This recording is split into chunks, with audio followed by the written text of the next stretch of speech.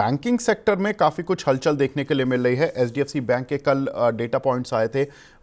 उसमें growth advance की और डिपॉजिट की दोनों करीब 12-12% की रही, लेकिन कल एडीआर में 6% की गिरावट देखने के लिए मिली। Q3 बिजनेस जो ग्रोथ थी वो डबल डिजिट में देखने के लिए मिली है, लेकिन बावजूद उसके कल एडीआर गिरा। आज मॉर्निंग में शेयर भी गिरा। समीर सर, कुछ खास चीज़ चल रही है क्या एचडीएफसी बैंक में? एटलीस्ट मुझे कुछ ऐसा नहीं आया है कि देयर सम स्पेसिफिक न्यूज़। जो उनके अपडेट्स आए थे डिसेंट थे। I won't say the best. 12-13% growth is not something जो इंडिया में हम लोग चाहते हैं, पर अभी उनका बेस भी इतना बड़ा हो गया है after the merger with H D F C कि 13% growth also is a good growth. But we hope कि एच डी एफ सी जो हिस्टोरिकली 20% पे ग्रो करते थे, they can move back to that. अगर उनका ग्रोथ 20% तक नहीं जाता है तो what is the reason why this bank should trade at 2.5-3 times price to book, right? Everything is eventually linked to growth. आपके प्रीवियस स्पीकर ने भी कहा कि पीईजी रेशियो देखना चाहिए। अभी बैंक में पीईजी तो नहीं देख सकते, but if the growth is not there then the price to book value also should not trade at a premium, right? So वो हिसाब से शायद थोड़ा सा नेगेटिव सेंटिमेंट बन रहा है कि एचडीएफसी बैंक में ग्रोथ कम हो रही है। बट आई एम श्योर कि उनकी जो ब्रांचेस, उनकी कॉस्ट ऑफ फंडिंग जो सबसे बेस्ट है इंडस्ट्री में, will allow them to come back in a better way, will be able to allow them to lend. But ये स्पेस अभी बहुत कंपेटिटिव हो चुका है। अभी आईसीआईसीआई बैंक, एक्सिस बैंक के भी कॉस्ट ऑफ फंड्स गिरने शुरू हो गए। एसबीआई तो of course is one of the lowest in cost of fund also, काफी लार्ज बुक है। जो पहले दूसरे पीएसयू बैंक्स के funds, cost of funds higher होते थे, वो भी थोड़े से कम होने लगे। तो आई बिलीव कि स्पेस कंपेटिटिव रहेगा। HDFC will give market link performance, may be 13-15% return की अगर। तो if you have it in your portfolio, it will give you good returns with low risk investment worth to have. But don't expect कि ये multi bagger रहेगा। जो serious पैसा बनेगा over the next 3 years will all come from stocks outside the large 5 banks. Sir, आपने large 5 banks की बात की। मैं अब दो तीन बैंकिंग कंपनियों के ही, जो Q3 अपडेट्स हैं वो पढ़ देता हूँ, फिर एक एक करके डिस्कस करते हैं।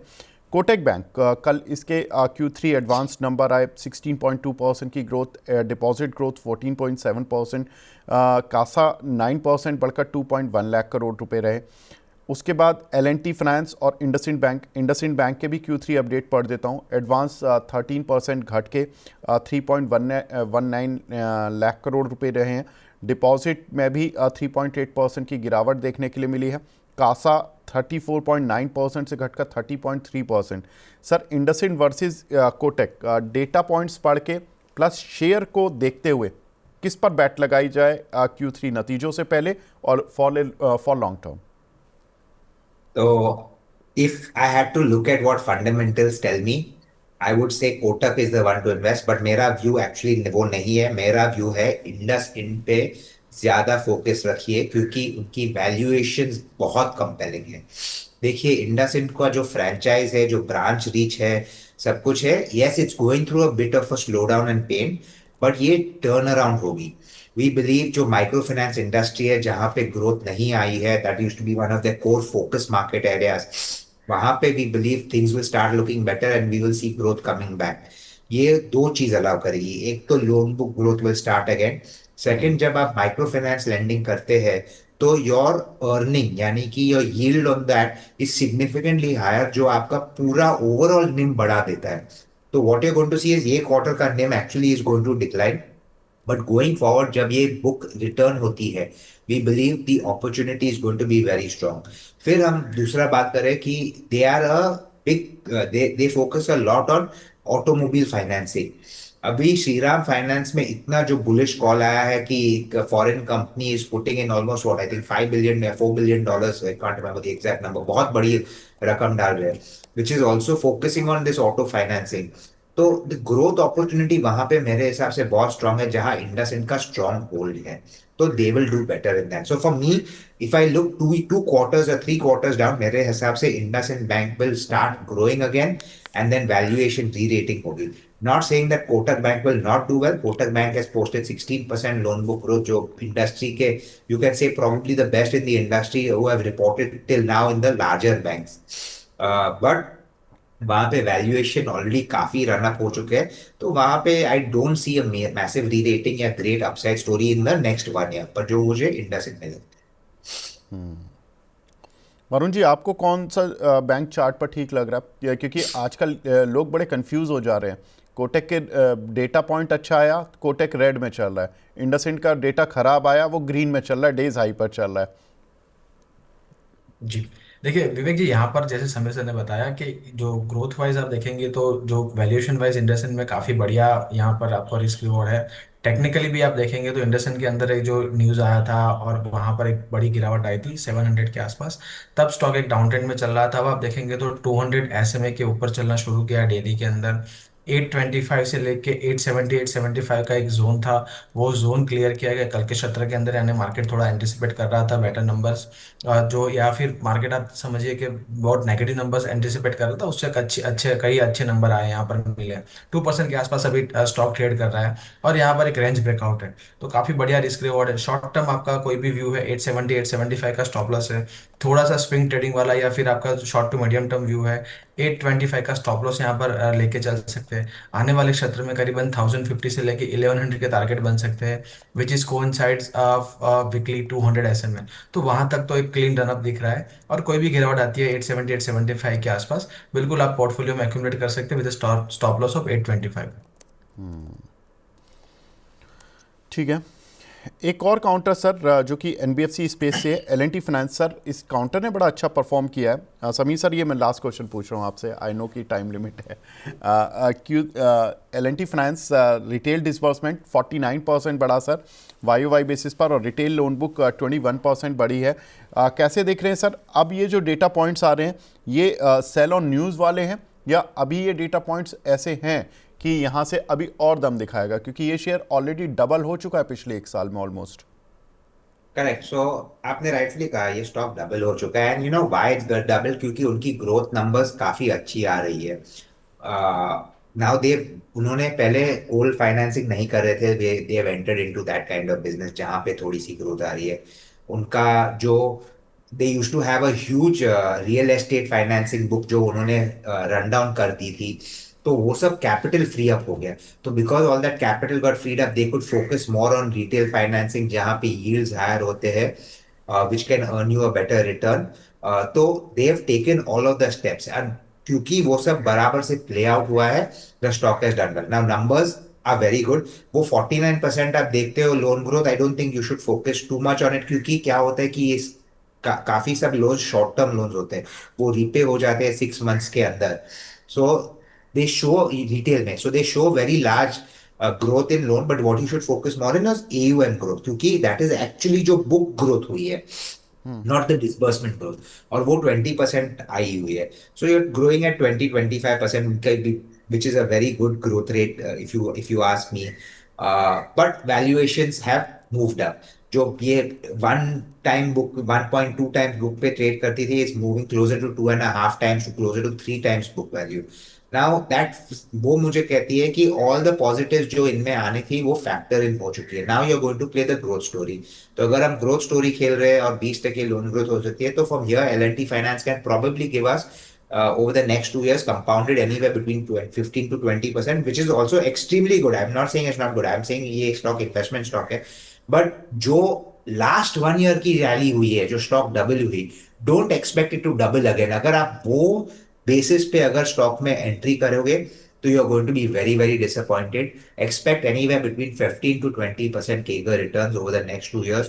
जो उनकी रिटेल बुक है will grow at that pace. Micro finance में एक्सपोजर है, वो भी थोड़ा स्लो डाउन हुआ था, we expect that also to pick up. So 15 to 20% expectation growth है on the stock performance as well.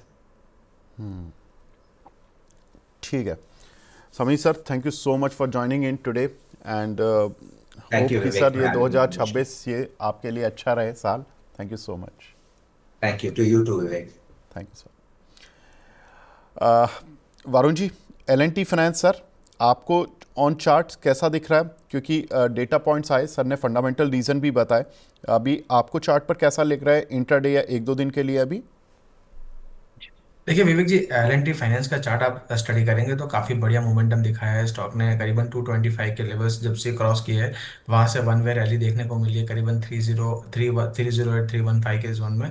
वहां से स्टॉक एक कंसोलिडेशन में था, और आप देखेंगे 295 के जोन के आसपास यहाँ पर एक अच्छा बेस बनाया हो, एक फ्रेश ब्रेकआउट दिया है। बट एक फ्रेश ब्रेकआउट आप देखेंगे तो उसके बाद का जो जो प्राइस एक्शन है काफी लो वॉल्यूम वाला है, और यहाँ पर जो कैंडल्स बन रही है वो भी कन्विंसिंग नहीं बन रही है। तो यहाँ पर मुझे कॉन्फिडेंस कम लग रहा है जो ब्रेकआउट है, और कहीं ना कहीं ब्रेकआउट कभी फिजल्ड आउट हो सकता है। और यहाँ पर आप देखेंगे तो रिस्क रिवॉर्ड भी आप देखेंगे तो काफी फेवरेबल नहीं है। 295 के आसपास के यहाँ पर स्टॉप लॉस बन रहे हैं, तो थोड़ा स्टॉक नीचे आता है, और यहाँ पर लोअर लेवल जो 24 ये में है डेली की, करीबन 308 307 के आसपास अगर सस्टेन करता है और अच्छा कंसोलिडेशन करके वापस ब्रेकआउट करता है, तो वहां पर एक अच्छा आपको एक बेस बन सकता है, और वहां पर रिस्क रिवॉर्ड अच्छा है।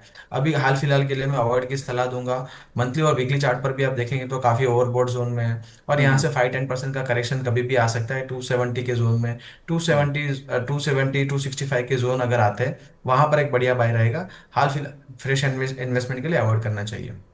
ठीक है, फटाफट से 2-3 मिनट में 2-3 शेयर और देख लेते हैं। M&M XUV 7X ओ कार लॉन्च की है। XUV की कीमत करीब 13.5 लाख रुपए से शुरू हो रही है। कैसे देख रहे हो सर M&M के शेयर को, क्योंकि लगातार इनका जब भी कोई भी नया ब्रांड लॉन्च होता है उसको रिस्पॉन्स तो काफ़ी अच्छा मिलता है। लोग वेट भी करते हैं इनकी XUVs का। कैसे देख रहे हो M&M को? जी देखिए विवेक जी, वैसे तो आप स्टॉक देखेंगे तो ऑल टाइम हाई पे चल रहा है, but I think market expect कर रहा था यहाँ पर नया लॉन्च और अच्छा बुकिंग रिस्पॉन्स। तो करीबन 35-50 के जोन से यहाँ पर स्टॉक ने वन वे रैली करीबन 38-40 के जोन में दिखाई है। वहां से स्टॉक एक करेक्शन में है। ओवरऑल स्ट्रक्चर काफी बुलिश है। अगर कोई भी गिरावट आती है कुछ किसी भी वजह से करीबन 36-50 के जोन में, आप यहाँ पर एक्यूमुलेट कर सकते हैं with stop loss of 35-50। I think आप देखेंगे M&M में भी काफी बढ़िया एक रैली हमें लास्ट ईयर देखने को मिली थी। स्टॉक थोड़ा सा ओवरस्टेज है मंथली मंथली टाइम फ्रेम पर, और यहाँ पर थोड़ा सा करेक्शन आता है करीबन 3600 के जोन में, तब एंट्री करनी चाहिए।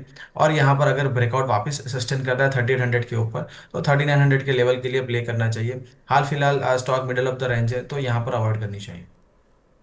ठीक है, अगला सवाल अगला जो शेयर लेते हैं हम वो है टाटा मोटर्स PV का, जहां पर कि Q3 में JLR की सेल करीब 43% गिरी है, रिटेल सेल्स 25% गिरी है, जिसकी वजह से आज काउंटर भी गिरा है।